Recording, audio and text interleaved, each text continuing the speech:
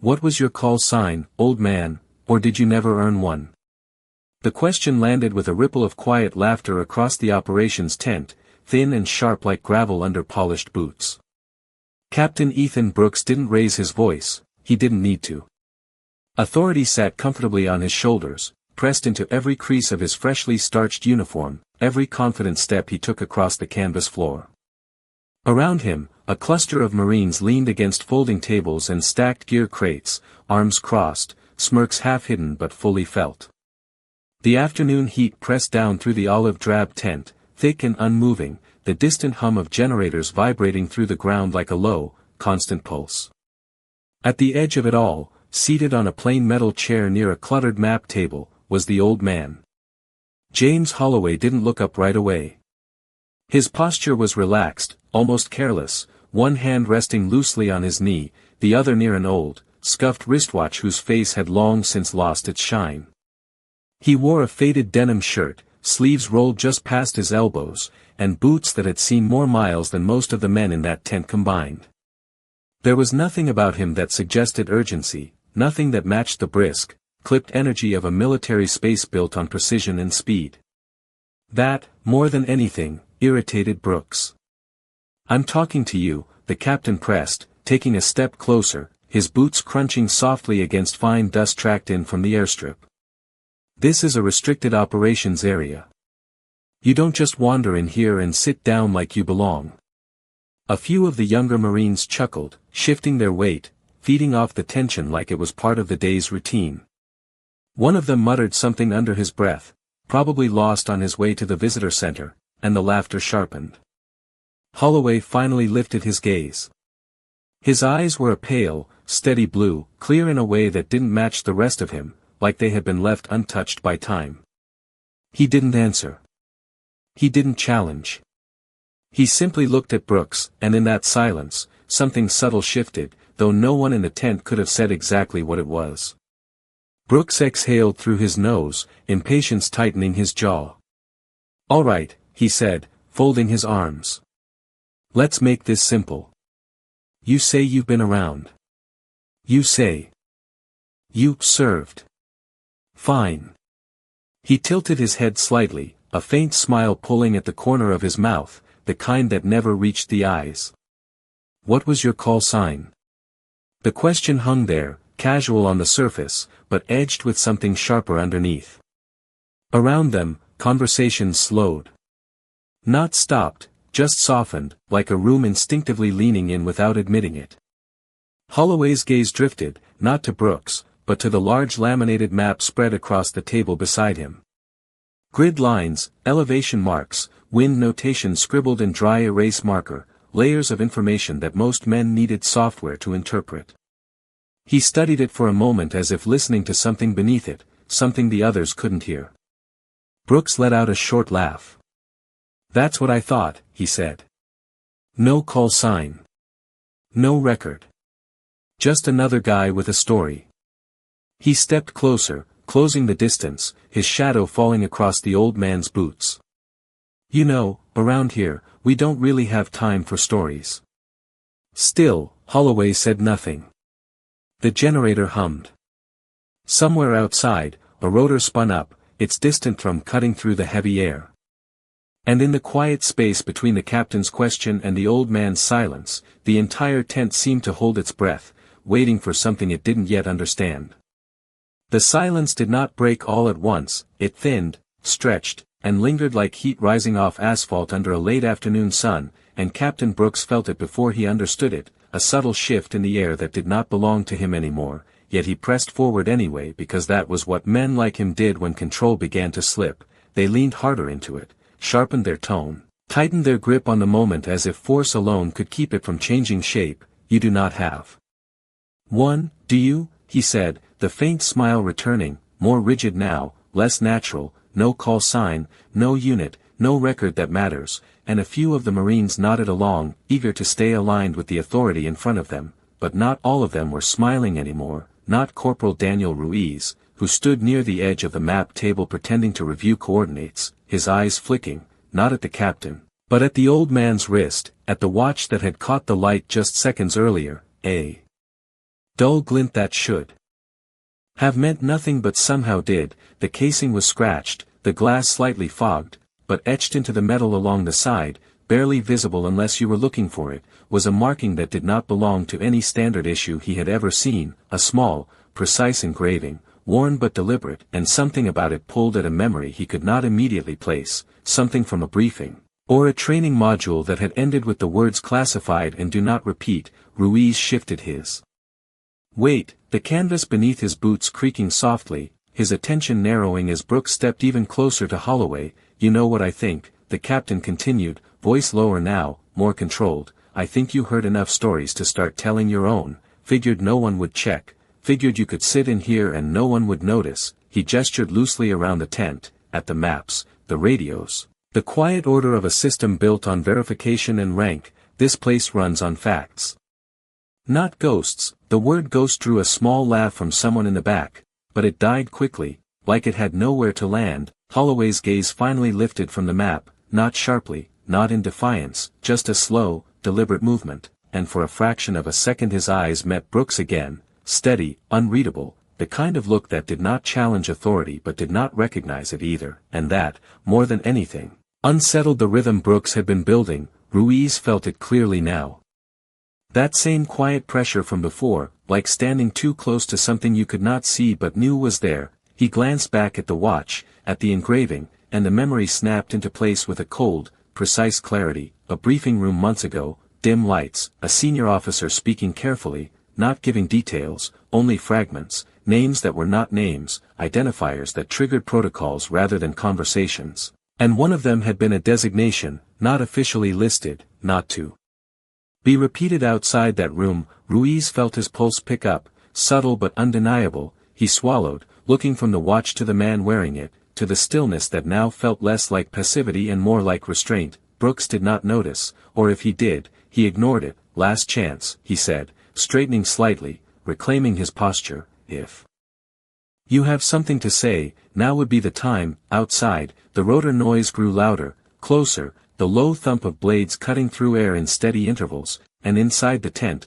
the radios along the table flickered faintly, a brief static pulse that came and went so quickly it could have been dismissed as interference, but Ruiz did not dismiss it. His hand hovered near his own device, hesitation battling instinct, because something about this moment felt wrong in a way that training did not fully prepare you for, not danger, not exactly, but significance, the kind that unfolded quietly and then all at once. And as he looked back at Holloway, at the man who still had not answered, he realized the silence was no longer empty, it was waiting.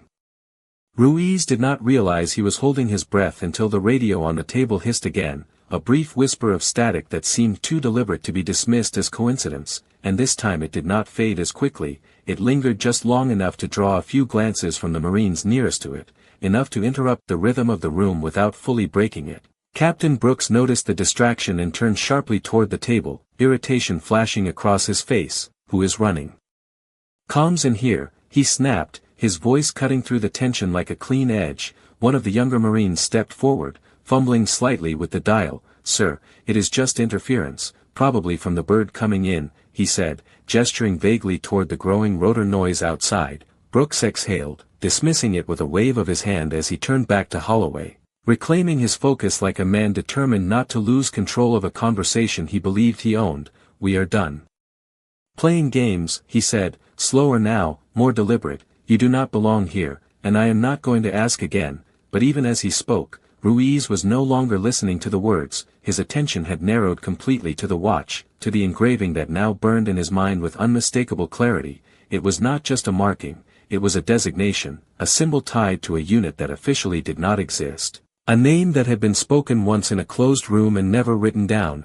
And the more he looked at the old man, the more everything about him aligned with that impossible fragment of memory, the stillness, the absence of reaction, the way he seemed untouched by the pressure around him, as if he had stood in places far more demanding than this and found them unremarkable. Ruiz felt a chill move through him despite the heat pressing down inside the tent, and without fully deciding to do it, his hand moved to his own radio, fingers hovering over the transmit button, hesitation tightening his chest, because making that call would not just interrupt the moment, it would escalate it. and something deep in his training told him that escalation, once triggered, could not be undone. Behind him, the rotor noise grew louder, closer now, the steady rhythm of blades cutting through air sending a faint vibration through the tent poles, and the radios responded again, not with static this time, but with a soft, almost inaudible tone, a signal handshake that most in the room would not recognize.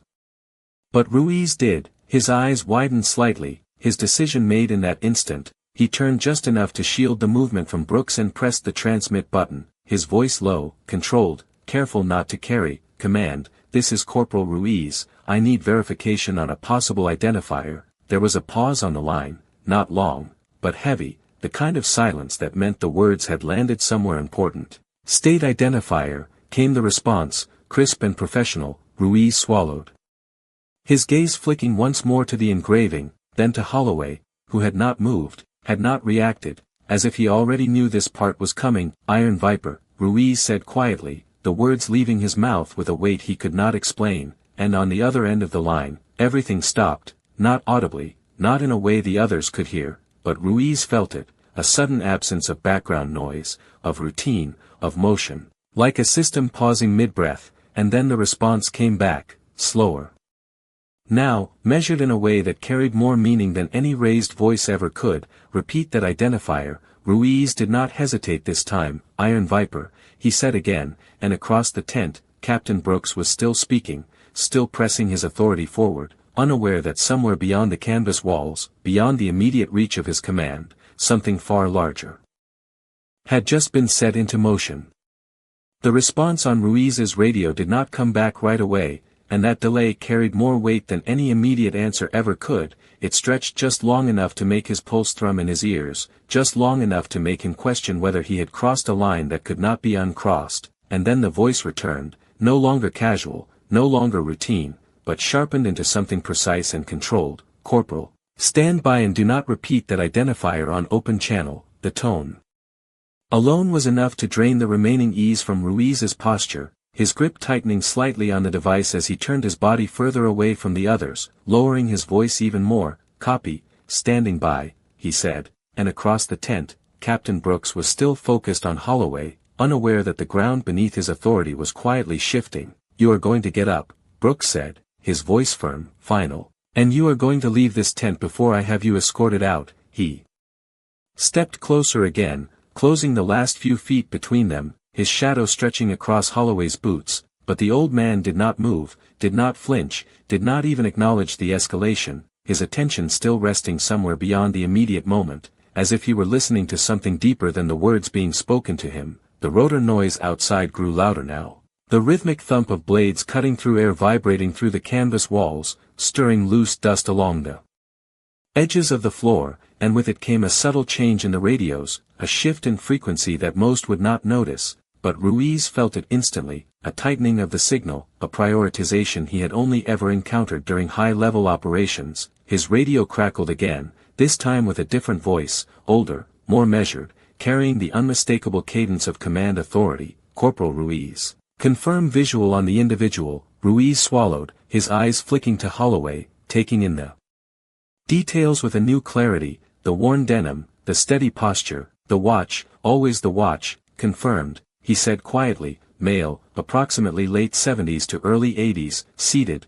no visible insignia. There was another pause, shorter this time, followed by a single instruction that landed with absolute certainty: maintain position and ensure no one interferes with him. Ruiz felt the weight of that directive settle into his chest, because it did not match the situation unfolding in front of him, not yet, not for anyone else in the tent, and as he lowered the radio, he realized that he was now standing between two realities, one where Captain Brooks still held control, still dictated the flow of events, and another where something far beyond Brooks had already taken notice and issued its own quiet command. Brooks reached out slightly, not touching Holloway, but close enough to assert presence. I am done waiting, he said, his patience thinning into something sharper. If you have a name, if you have anything that justifies you being here, now is the time to say it. The words hung in the air, heavy, expectant, and for the first time, Holloway moved, not quickly, not dramatically, just a small shift of his hand from his knee to the edge of the table, fingers resting lightly against the laminated map. His gaze lifting once more, meeting Brooks with that same calm, unwavering steadiness, and in that moment, the tent seemed to narrow, the outside noise fading just enough to make the silence inside feel louder, more focused, like the world itself had leaned in to listen. Ruiz took a half step forward without realizing it, his instincts pulling him closer to the center of whatever this was becoming, and then Holloway spoke, his voice low, even, carrying just enough to reach the captain without rising above the room. "You are asking the wrong question," he said, and something in the way he said it, not challenging, not defensive, but certain, sent a quiet ripple through the Marines who were still watching, still waiting, because for the first time, it felt like the moment was no longer being controlled by rank or volume, but by something far older, far steadier, and just beginning to reveal itself. Brooks narrowed his eyes slightly, the faint smile gone now, replaced by something tighter, more controlled, as if he had just realized the conversation was no longer unfolding along the lines he expected. "Then enlighten me," he said, his tone measured but edged, "because from where I am standing, the only question that matters is why you are here." The Marines behind him shifted subtly, their earlier confidence fading into a quieter attention, no longer feeding off the captain's certainty but watching the exchange with a growing sense that something had slipped beyond their understanding. Holloway did not answer immediately, his fingers still resting lightly on the edge of the map, tracing nothing, pressing nothing, just there, as if grounding himself to the surface of a place that meant something entirely different to him than it did to anyone else in the tent. The rotor noise outside deepened, closer now, the air inside the canvas structure stirring in faint, uneven currents, and with it came another shift in the radios, not a crackle this time,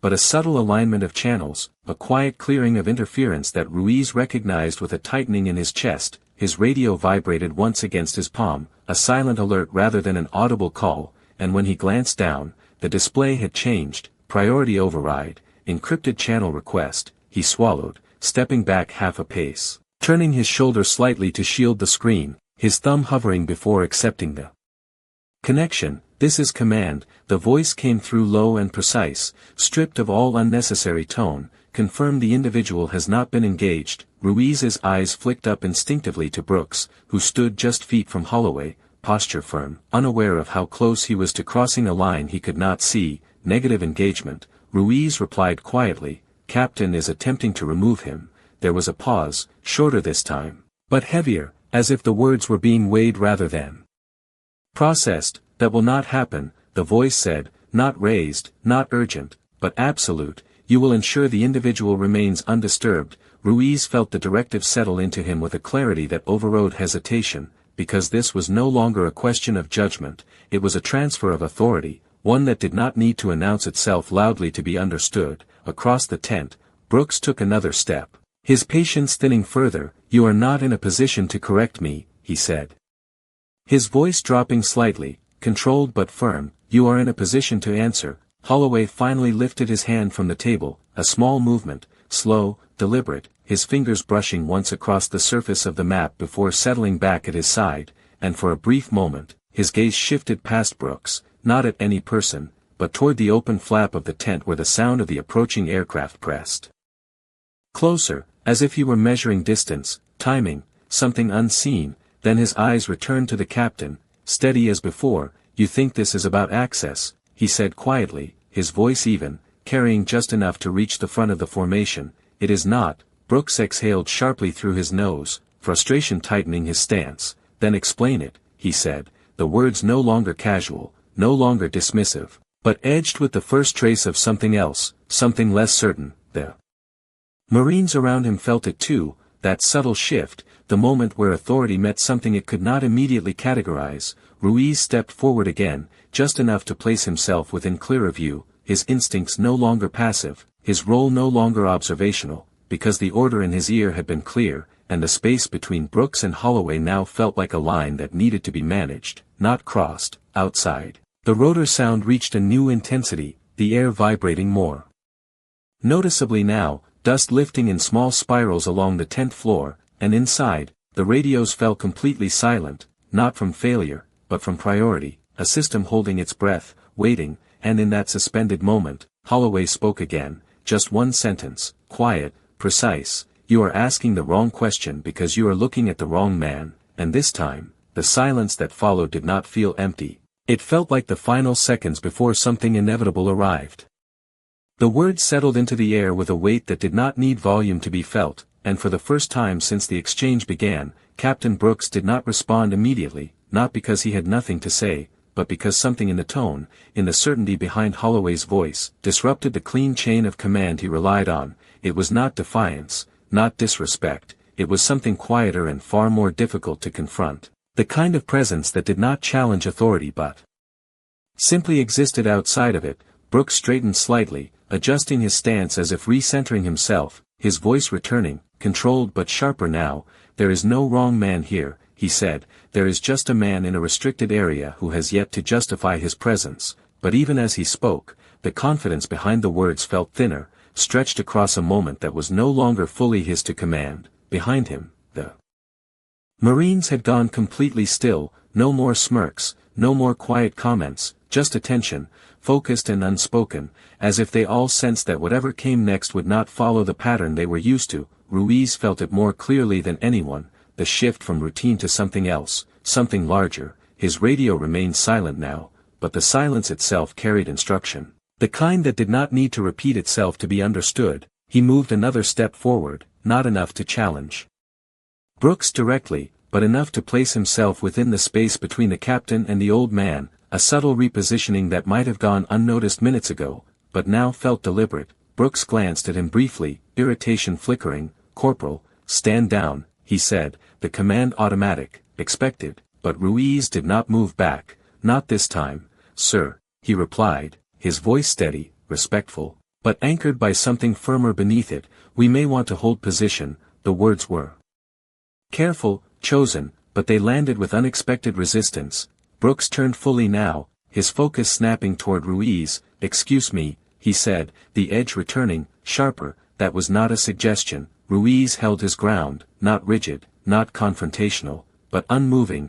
"No, sir," he said quietly. It was not, and for a brief moment, the tension shifted entirely, no longer centered on Holloway, but on the fracture forming within the chain itself, a junior Marine standing in quiet opposition to a captain, not out of defiance, but out of certainty. Brooks took a step toward him, disbelief tightening his expression. "You are out of line," he said, low and controlled. "Step aside." But Ruiz did not step aside, because somewhere beyond the tent, beyond the immediate authority of rank and uniform, a different line had already been drawn, and he had been placed on it. The rotor noise outside reached a peak, the sound no longer distant but immediate, the steady rhythm of blades pressing down through the air, rattling the edges of the canvas, dust lifting in sharper spirals along the ground, and then, just as suddenly, it stabilized, not fading, but holding, hovering, a presence rather than a passing sound. Inside the tent, every radio remained silent, every screen unchanged, but the atmosphere had shifted completely, like a system waiting for a signal that had already been sent. Brooks felt it now, whether he understood it or not, his posture tightening, his attention flicking briefly toward the tent entrance before returning to Ruiz, then to Holloway, who had not moved, who had not raised his voice, who had not needed to do either, because the moment had already begun to move around him instead. Holloway's gaze lifted once more, not to Brooks this time, but toward the entrance, as if acknowledging something unseen by the others, and when he spoke again, it was softer than before, almost lost beneath the hum of the aircraft outside. "You still have time to step back," he said, not as a warning, not as a threat, but as a statement of fact. And in that quiet space between his words and the sound of the hovering blades, it became clear that whatever was arriving was not coming because of the argument. It had been coming long before any of them realized they were part of it. The rotor wash pressed harder against the canvas now, a steady force that no longer passed overhead but settled in place, and the entire tent seemed to respond to it, fabric tightening along its seams, loose edges snapping faintly, the air shifting in short, controlled bursts that carried the unmistakable presence of something deliberate, something that had not arrived by accident. Captain Brooks felt it before he fully processed it, his posture tightening, his attention flicking once more toward the entrance, this time not out of distraction but instinct, the kind that told him the situation had moved beyond the scope of his immediate control. Behind him, the Marines were no longer pretending this was routine. Their stance had changed, subtle but clear, shoulders squared, conversations gone, eyes fixed toward the source of the sound outside. Ruiz did not move at all, his position held, his focus forward, but his awareness extended beyond the tent, tracking the shift in atmosphere the same way he had been trained to track changes in a live operation, except this was different, quieter, heavier, the kind of escalation that did not announce itself loudly because it did not need to. The radio in his hand remained silent, but he no longer needed confirmation, the pattern was already complete. Brooks took a step back without realizing it, just half a pace. Enough to break the proximity he had held over Holloway, his voice returning, but this time it carried a trace of something new, something less certain. "What is this?" he said, not directed at anyone in particular, more a reaction than a command. The question hung unanswered as the sound outside shifted again, not louder, but more precise, the controlled descent of weight and motion aligning with intent, and then, through the open flap of the tent, a shadow crossed the ground, broad and defined, followed by the sharp crunch of boots on gravel, measured, unhurried, each step carrying the kind of authority that did not need to be spoken aloud to be understood. The Marines nearest the entrance straightened instinctively, their bodies reacting before their minds fully caught up. Ruiz felt it too, that shift from tension to recognition, the moment where uncertainty gave way to structure, because whatever was entering the space was not reacting to the situation, it was resolving it. Brooks turned fully now, his attention drawn away from Holloway for the first time since the exchange began. His jaw tightening as the first figure appeared at the edge of the tent opening. The uniform alone was enough to change the room, crisp, precise, carrying rank that outranked everyone present by a margin that did not invite comparison, and behind that figure, others followed, not hurried, not aggressive, just present, aligned, the quiet extension of a command that had already been issued elsewhere. The conversations that had once filled the tent were gone entirely now, replaced by a silence that was no longer uncertain, but structured, expectant. Holloway remained seated, unchanged, his posture exactly as it had been before, as if the arrival outside was not a surprise but a continuation, his gaze steady, not on Brooks, not even on the entrance, but forward, as if he had already seen this moment long before it unfolded. Brooks stood still, caught between instinct and protocol, his authority still intact in theory, but now intersecting with something larger, something that had just stepped into the same space without asking permission. The figure at the entrance paused briefly, scanning the interior with a single, controlled look, and in that brief pause, the entire tent seemed to lock into place, every movement stilled, every breath measured, and then the figure stepped forward, crossing the threshold, bringing with it a shift so complete that even the air inside the tent seemed to settle into a new order, and for the first time since the confrontation began, it was no longer a question of who was in charge, it was a question of who had always been.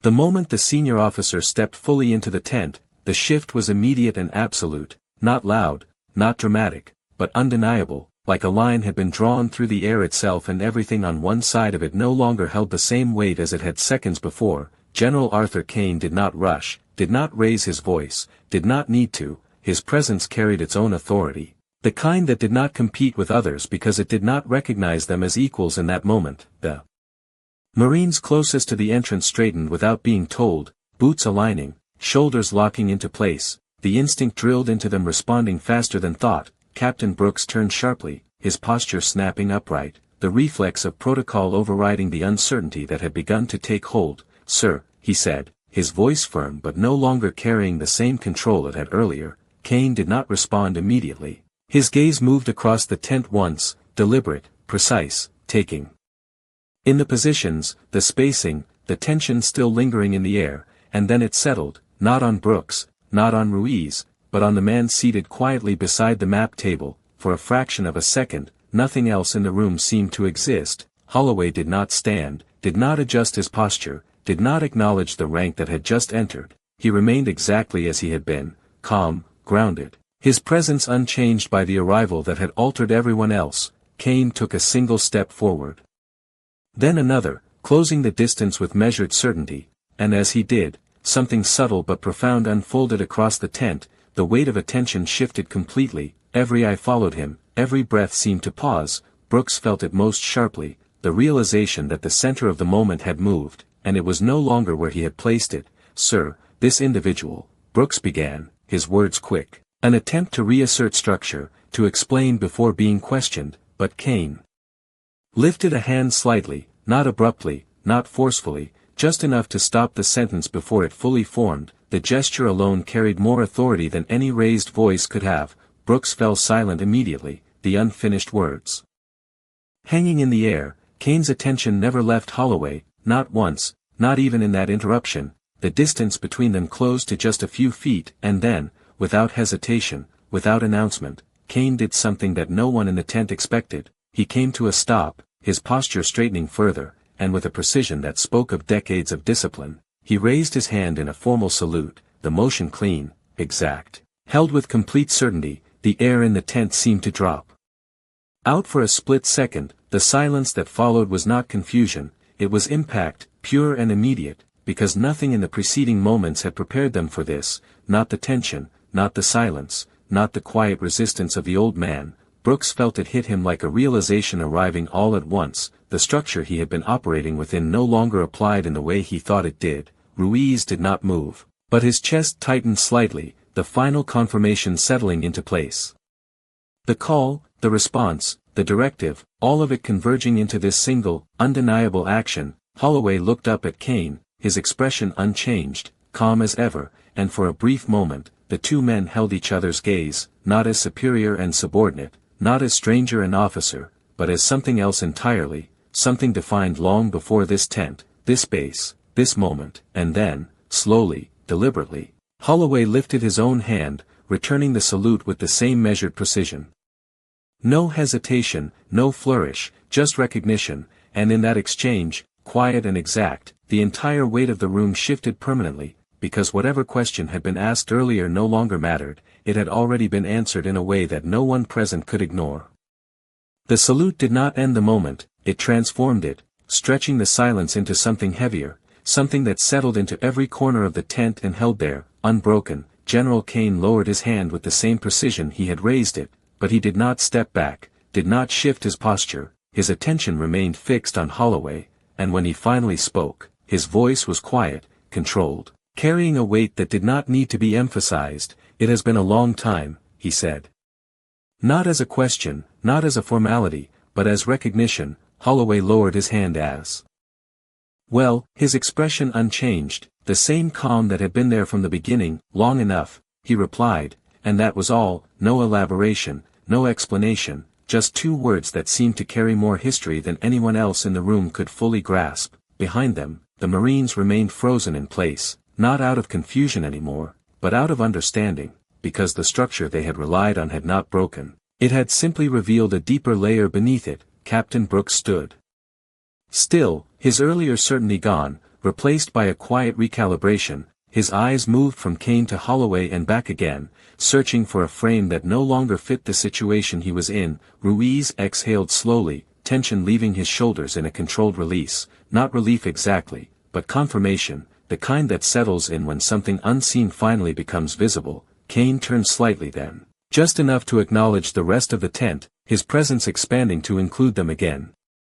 But the center of gravity had already been established. "Captain," he said, his tone even, not sharp, not reprimanding, but firm in a way that did not invite misinterpretation. Brooks straightened immediately. "Sir," he responded, his voice precise, stripped of anything unnecessary. Kane held his gaze for a brief moment, just long enough to communicate what did not need to be said aloud. "You will stand down," he said. Simple, direct, final. Brooks nodded once. "Yes, sir." No hesitation now, no resistance, just acceptance, the kind that comes when authority is no longer abstract but present, real, and undeniable. Kane shifted his attention back to Holloway, the tension that had filled the space moments before now replaced by something quieter, more grounded. "We have been waiting," he said, and for the first time, Holloway allowed the faintest change in expression, not a smile, not quite, but something close. Something that suggested the weight of time acknowledged without needing to be spoken. "I know," he said, his voice steady, and then, after a brief pause, he added, "That is why I came." Outside, the rotor noise began to ease, not fading completely, but lifting slightly as if the aircraft had adjusted position, the pressure on the tent walls softening. Inside, the radios returned to life one by one, low static, routine signals, the system resuming its normal rhythm as if nothing had happened. And yet everything had. The Marines slowly shifted back into motion, not hurried, not chaotic, but careful, aware that they had just witnessed something that did not fit into standard reports or training manuals. Brooks stepped back another pace, giving space without being told, his posture still formal, but his understanding altered. Ruiz lowered his radio fully now, his role complete, the line he had held no longer needed. Holloway rose from his chair at last, the movement unhurried, deliberate, as if standing was simply the next step in a sequence that had already been decided long before anyone else became aware of it. He did not look at Brooks as he stood, did not address the earlier exchange, because it no longer required resolution. Some things did not need correction once they were understood. Kane stepped slightly to the side, creating a clear path, not as a gesture of rank, but of respect, and as Holloway moved forward, the space around him opened without command, without instruction. The Marines instinctively giving way, not out of fear, but out of recognition, and in the quiet that followed, deeper than the silence before, the lesson settled into the room without being spoken, that respect is not demanded in the moment, it is carried, built over time, and when it finally reveals itself, it does not need to explain who it belongs to.